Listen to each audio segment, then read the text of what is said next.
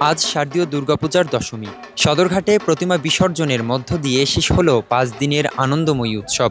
নদীর জলে ভাসছে দেবীর প্রতিমা, আর ভক্তদের চোখে অশ্রু, মনে মিশে আছে কষ্টের ছোঁয়া। বেদনার সুর মনে, একটাই কথা, বেদনার সুর।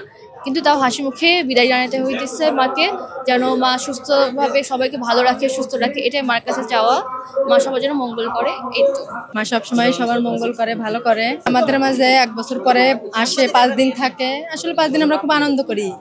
তবে আজকে চলে যাচ্ছে মা, আমাদের খুবই খারাপ লাগছে। ঢাকার বিভিন্ন স্থান থেকে আনা প্রতিমাগুলোকে নিরাপত্তার মধ্যে নৌকায় তুলে নদীর মাঝখানে বিসর্জন দেওয়া হয়েছে। সদরঘাটে বিশেষভাবে তৈরি করা হয়েছে ২টি ঘাট, যেন ভক্তরা শেষ মুহূর্ত পর্যন্ত দেবীর সান্নিধ্য অনুভব করতে পারেন।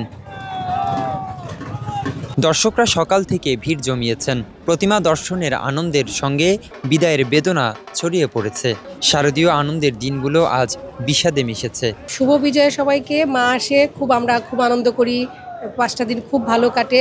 তো বিদায় তো দিতেই হয়, সব কিছুরই শুরু আছে, শেষও আছে। সেই সুবাদে বলছি আজকে খুবই খারাপ লাগছে।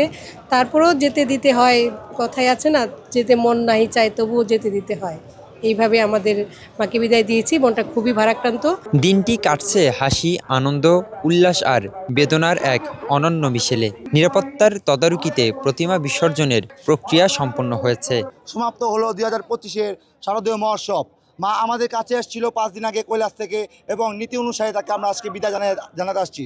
আমাদের সকলের কাছে মায়ের কাছে একটাই প্রার্থনা, যেন আমাদের দেশ সুজলা সকলা শস্য শ্যামলায় পরিপূর্ণ থাকে এবং শান্তি বার্তা তিনি প্রতি বছর আগামী বছর তিনি নিয়ে আসতে পারে। নদীর জলে মিলিয়ে যায় প্রতিমা, আর মনে বেঁচে থাকে দেবীর আশীর্বাদ, শান্তি ও ভবিষ্যতের প্রত্যাশা। বিদায়েই আছে আগামী বছরের আশা।